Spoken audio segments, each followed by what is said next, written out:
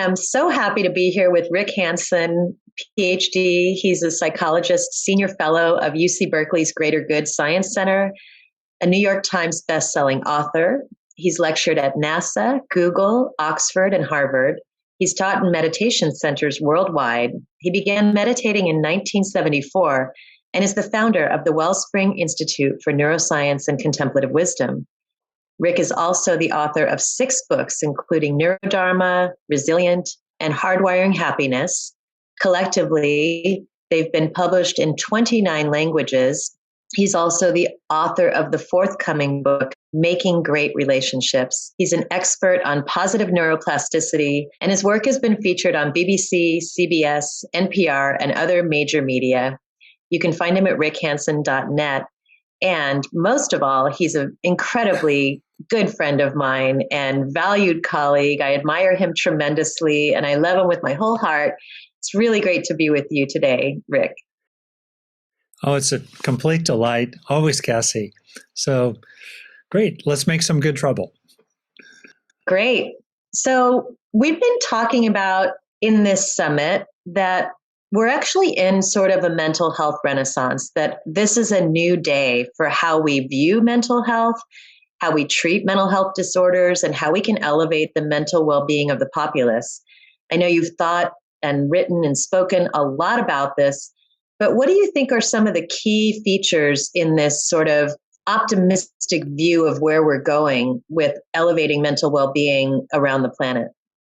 I think there's a whole new focus and a whole new collection of tools for growing inner strengths. And these inner strengths of various kinds, like mindfulness, warm-heartedness, resilience, gratitude, interpersonal skills.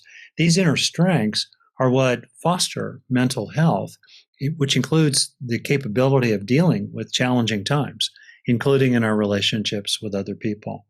So this fundamental idea that roughly 2/3 of who we are becoming is not baked into our DNA.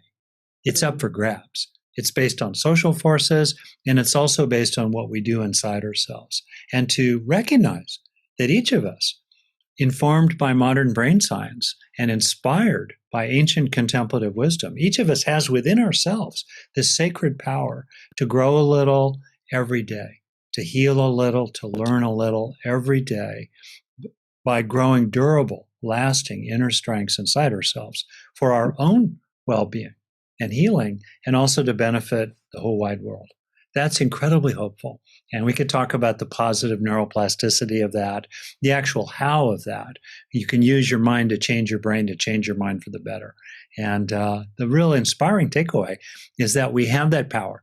No one can stop us from using it, but no one can do it for us. So fundamentally, we earn the fruits of our own efforts.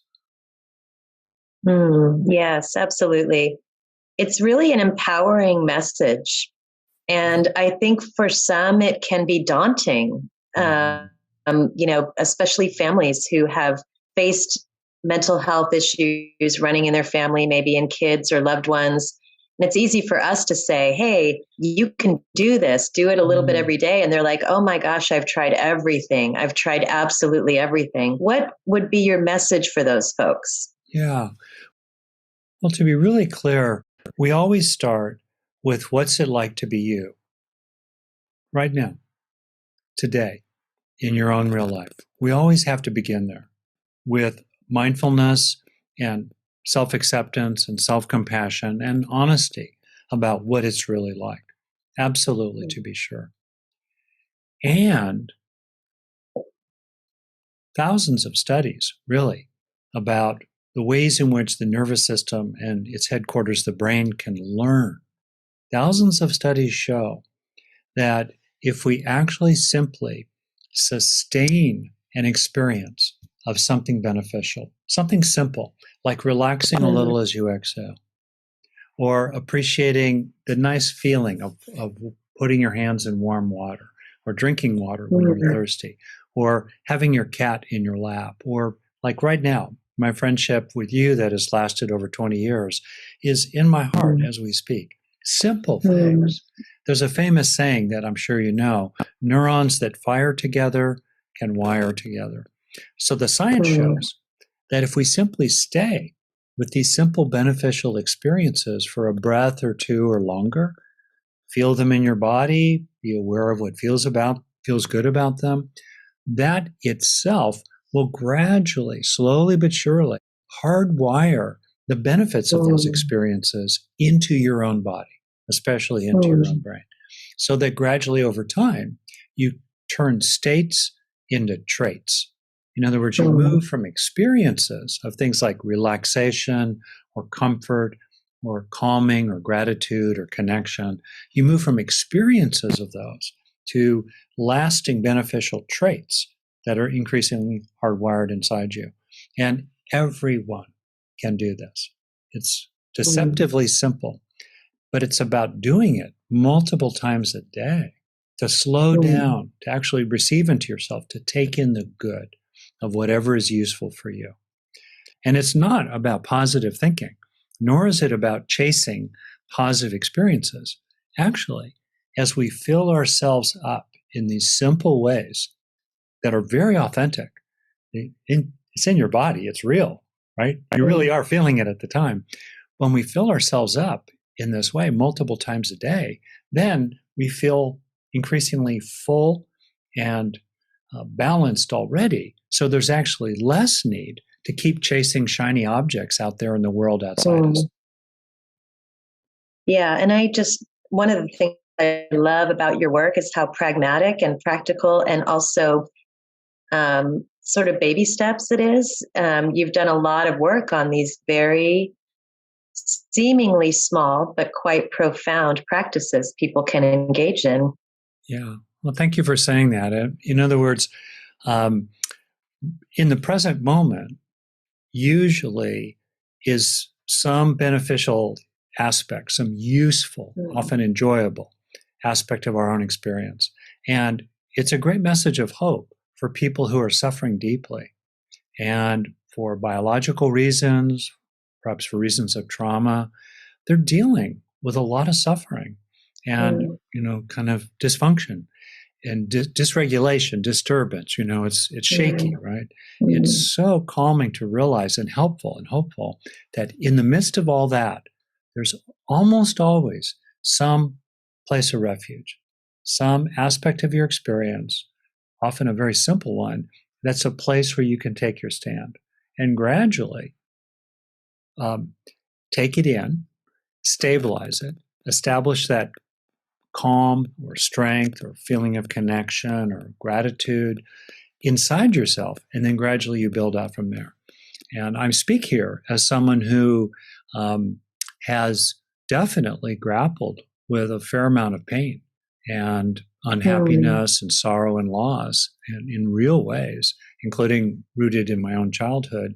And also someone who has been a practicing therapist now for about 35 years, with another 15 years before that in the human potential movement. So, I've been with a lot of people who are dealing with a lot of difficult, challenging conditions outside themselves and inside themselves. And for every single one of them, it really is possible to focus on what is the good that you'd like to grow inside yourself, and each day feel like you're growing a little more of it.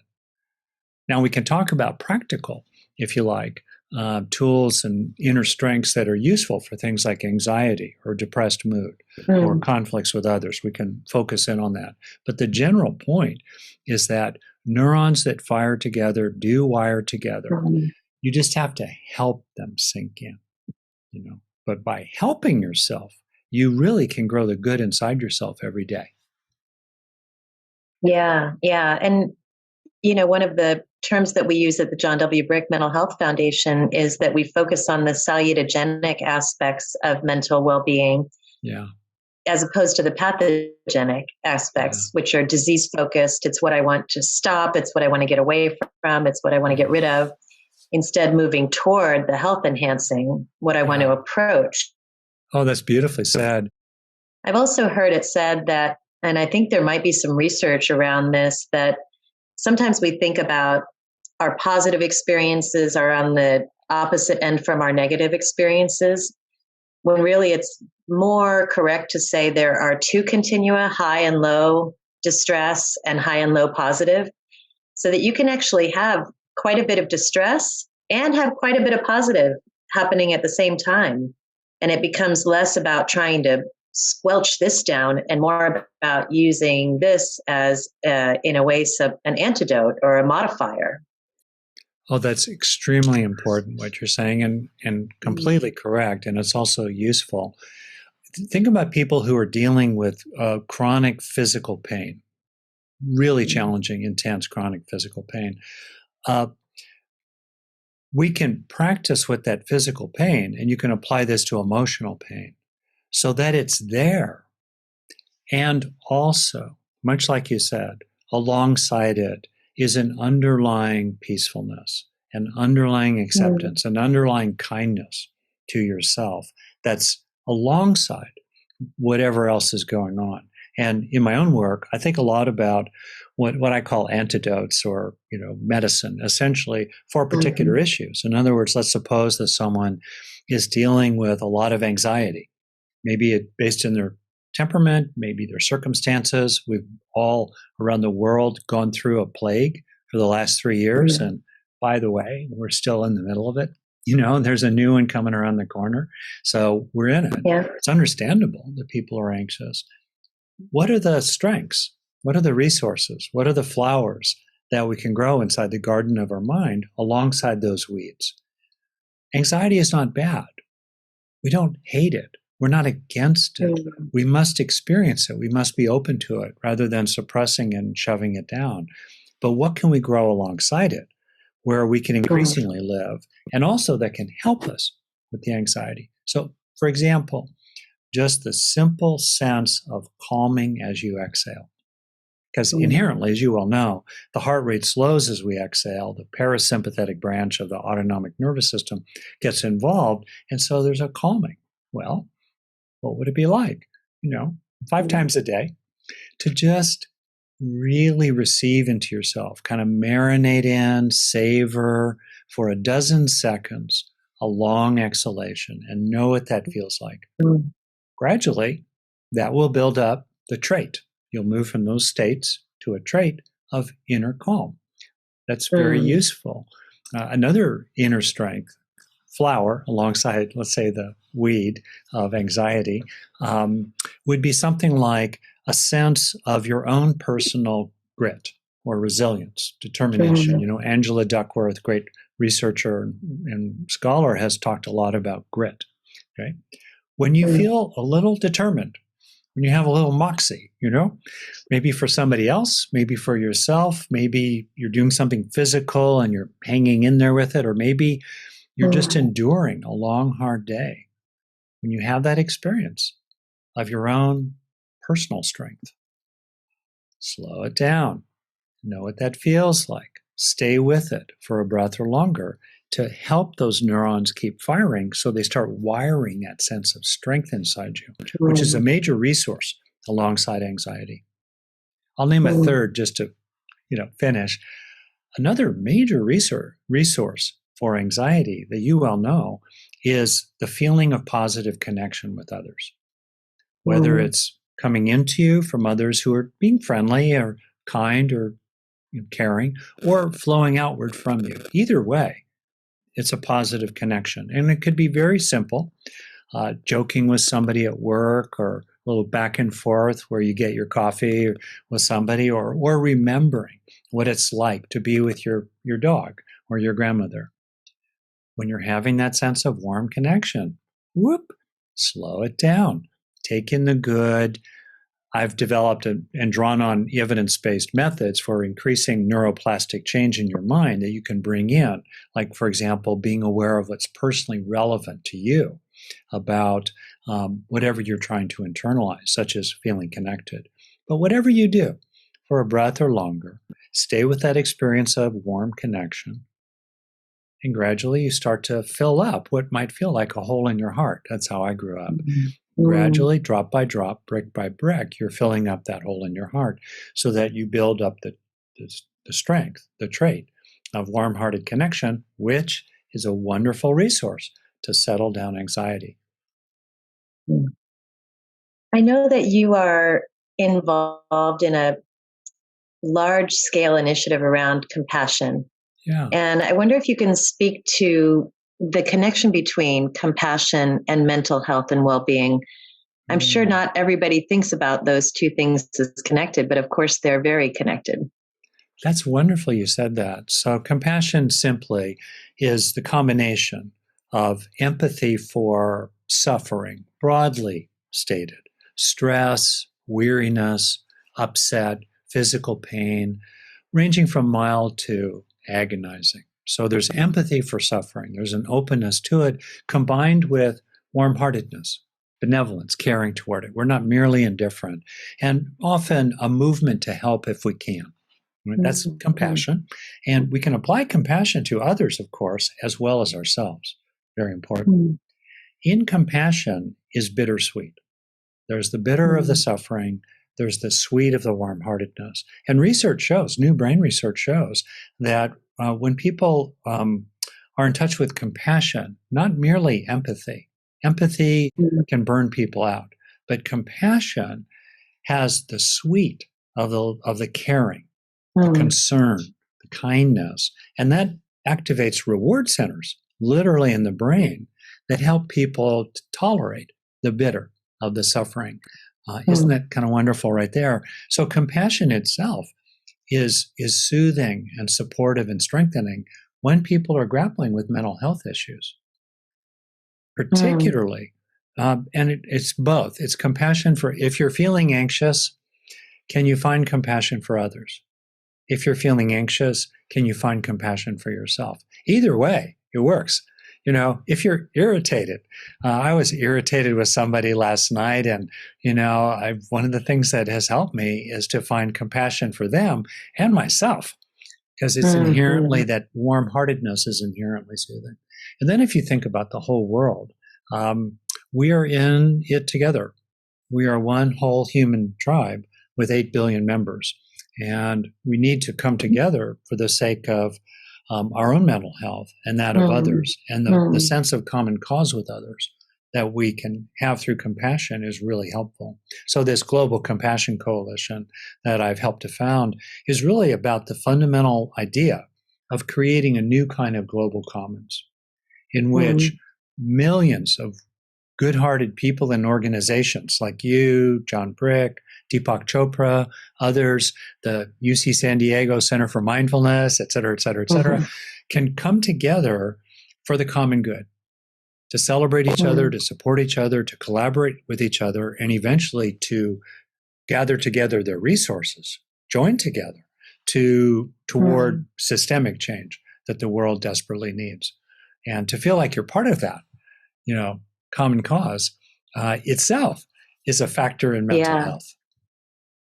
Absolutely. Yeah. We talk about the ecosystem of mental health, where there are these multiple interlocking, interdependent factors that feed someone's mental health, only one of which is sort of the crisis support, medication, psychotherapy, you know, and a lot of us take advantage of that from time to time in our lives. It's wonderful. But there are all these others that are so important. And one that you talked about was this sense of contribution, of service, of purpose. And early in my career, I got to do some very interesting research looking at whether people praying for or sending positive intention to a group of people from a distance would actually be measurable in those people. Well, one of those studies found that we didn't find anything in the people who were being prayed for, you know, bummer. But good news, the people who were doing the sending the intention did much better. And so it really starts to speak to, hey, this cultivation of compassion, of sending loving kindness to other people, even just a few minutes. You know, I know sometimes when I wake up in the middle of the night, I'll just do a loving kindness practice and touch on each person I care about and send a little bit of love. It's a beautiful way to help get back to sleep, and also a good practice. And so you've been mentioning, just, you know, not to assume that everyone on the call knows what neuroplasticity is, that these practices actually don't just change our subjective experience, they change our physiology. Oh, that's exactly. Can you say a little bit more about like neuroplasticity? What exactly does it mean? Yeah, definitely. So, I believe that there are forces and underlying ground that's fundamentally outside the frame of science. And that said, inside ordinary reality, which some people believe is all there is, and I'm fine with that too. Inside the frame of rocks are hard, water's wet, oh, that hurt, right? Inside that context, if our experiences, our streaming of consciousness, our anxieties, our depression, our trauma, as well as our joys and our loves, all involve underlying physical processes.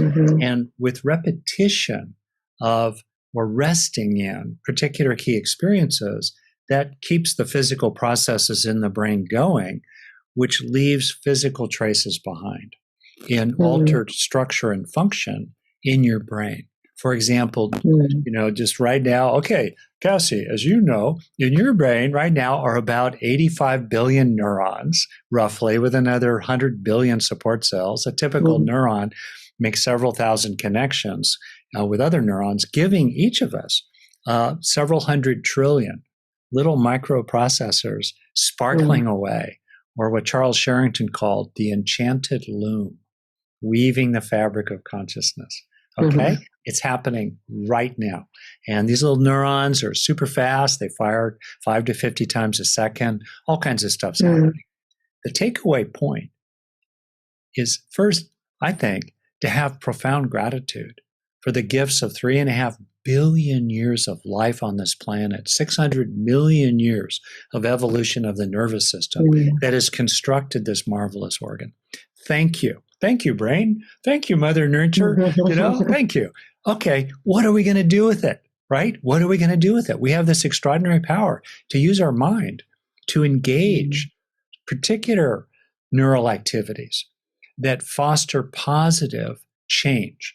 Neuroplasticity just means changing the nervous system. Positive neuroplasticity, which is kind of my specialty, is how to change your nervous system through your mind alone for the better. Yeah. And that's what it's about. That's great. And it really is increasing connections, increasing cortical thickness, increasing density of neurons, neurogenesis, real stuff. Oh, absolutely. New flows of, important neurotransmitters like oxytocin, dopamine, norepinephrine, even changes in the expression of genes deep in the nuclei of individual neurons. We have this, remarkable power to change ourselves, and science is catching up, really, with what the therapists and before them, the great teachers throughout history have known, that basically what you practice grows stronger. And there's a traditional saying, your mind takes its shape from what it rests upon. Well, the brain takes its shape from what your mind rests upon. And if we ruminate on, if we become hijacked by self-criticism, self-hatred, grinding resentments about others, if we get stuck there, well, unfortunately, we reinforce them, in part because, as you know, the brain has a negativity bias that makes it like Velcro for bad experiences, but Teflon for good ones. We can get stuck there. On the other hand, if we can have some mindful spaciousness around our painful experiences, then we don't reinforce them.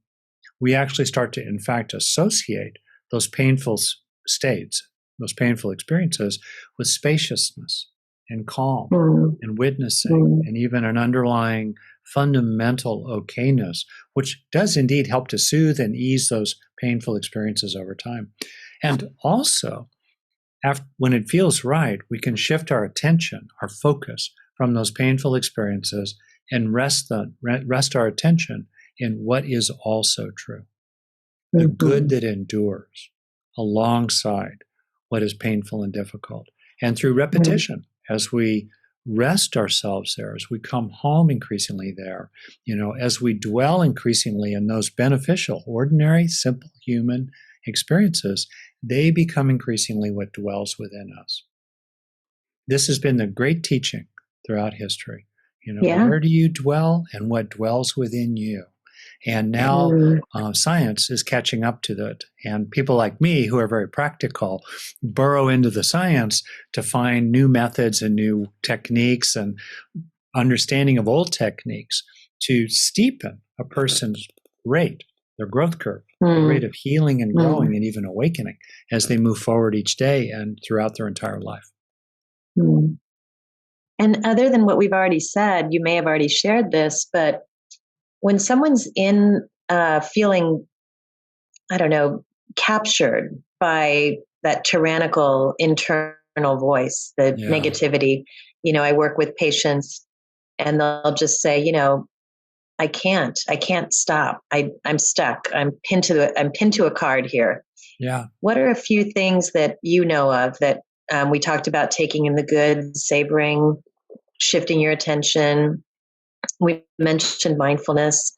But what are some things that you know of to help somebody kind of shake loose from that hostage situation? Oh, yeah. It's a deep question. Well, first off, if you fight it, you're stuck to it.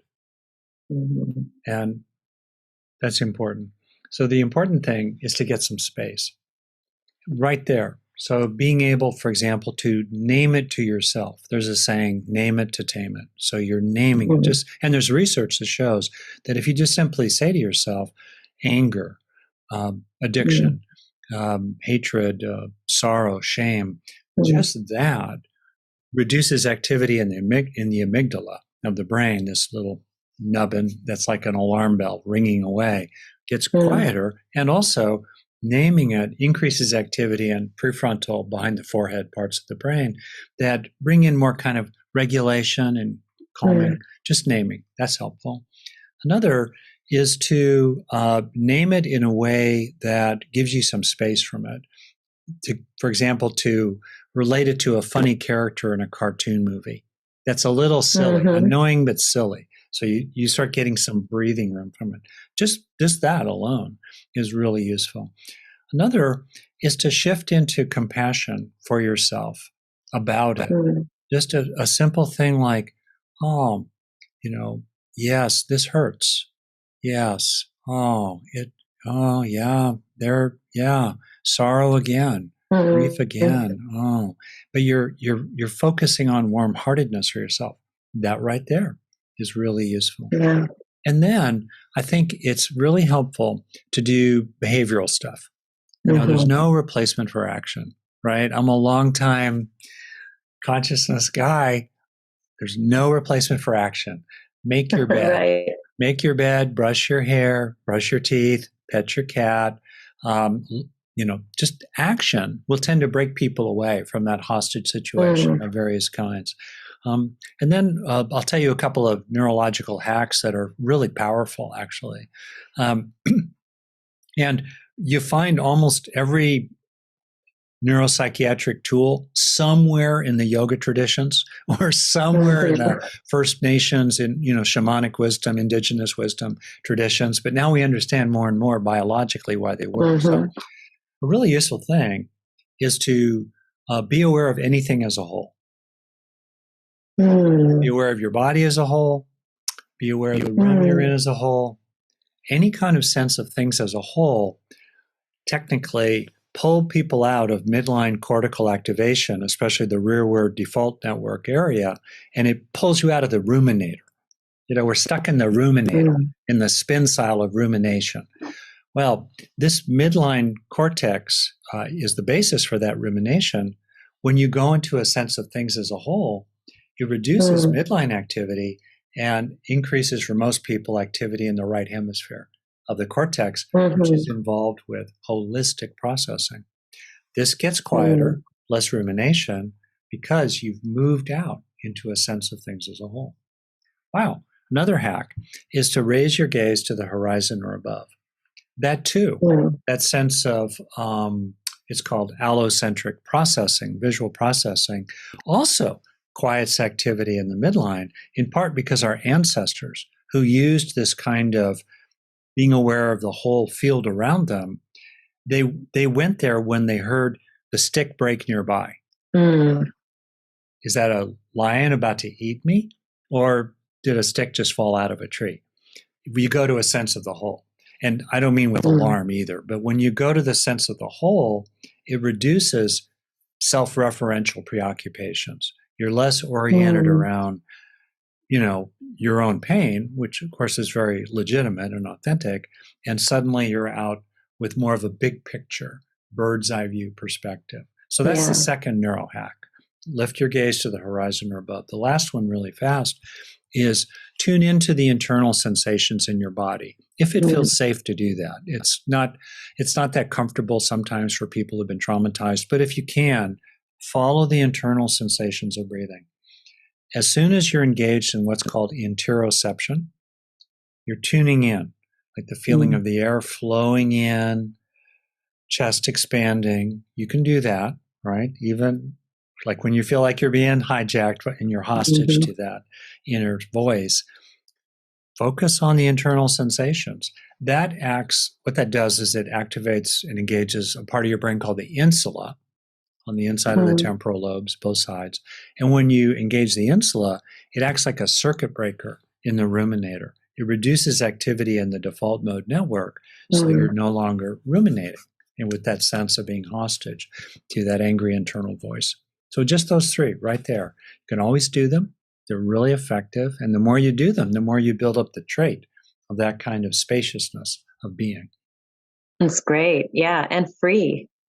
Oh, yeah. Completely free. That's a plus, right? Yeah, and no one can stop you. It's great. And no one needs to know you're doing it either. They can be yelling at you, and which is unpleasant, of course, but inside yourself, you're like, da, da, da, da, da, da, da. You're really okay inside yourself.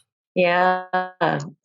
We're doing some research right now on virtual reality and putting people into situations where they almost can't help but gain this bird's eye view or whole perspective or sort of peripheral vision, awe-inspiring experiences, or seeing the earth from space. And we're just now beginning to look at how those experiences affect things like depression and rumination and things like that. So I love to hear you say that. It's support for the hypothesis. Yeah, that's right. It's exciting. Well, as we near the end of our conversation, I'm hoping you could tell us a little bit about your forthcoming book, Making Great Relationships. I'd love to hear kind of a couple of core insights that you had from writing that book. Oh, thank you for asking. Well, so I've been a therapist, like I said, a long time. I've been married a long time, a parent, a business consultant. I've been in the real world. And most of our joys and most of our sorrows come in our relationships. And the fact is that there are things we can do to make our relationships worse. We're all aware of those things, right? And we're very aware of what those other people are doing to make our relationships worse. All right. Right. That also means, though, that we have the power with what we think and say, with what we think and what we say, and don't say sometimes, to make our relationships better. So even if those other people don't change, inside ourselves, we start to feel that we have a kind of great relationship, even with a difficult person, and definitely a great relationship with a reasonable person, with a normal person, with a friendly person, with a wonderful person like you. And that idea that there are things you can do is just really powerful, actually. I've worked with hundreds of couples in a variety of ways, and very often people basically say, I don't know what to say. I don't know how to think about this. I don't know how to manage my reactions to this. I don't know what to do after they say X. And I say Y, and they say X again. Now what do I do, right? And so that book is full, of 50 very, very, very practical things to do. I'll tell you maybe one or two or three of my favorites. So one of my favorites is admit fault and move on. Just that. Sincerely admit fault. Sounds so simple. It's so simple, right? There's practices in the beginning of the book to enable you to actually do that. But yeah, it solves a lot of problems, doesn't it? Here's another one. Basically, certainly have compassion for yourself, to really repeat that. It cannot be repeated too often. Another one that I talk about in there that's really true is give them what they want. Now, I want to be clear about that. I do not mean letting people take advantage of you, but so often it's so simple to give another person 90 seconds of undivided attention, right? Or to give them the experience that you actually understand what's bothering them. You're actually listening. Or going forward, you won't say that thing again. Or going forward, you will do your share of the dishes. It just solves so many problems. It's often stunning how easy it is to make a relationship problem go away if you get out of this conflict. I use a term, unilateral virtue, where whatever they do, try to get them to be better. But most of our power is related to what we do. To become a better leader, parent, father, mate, and so forth. So anyway, the book is very practical.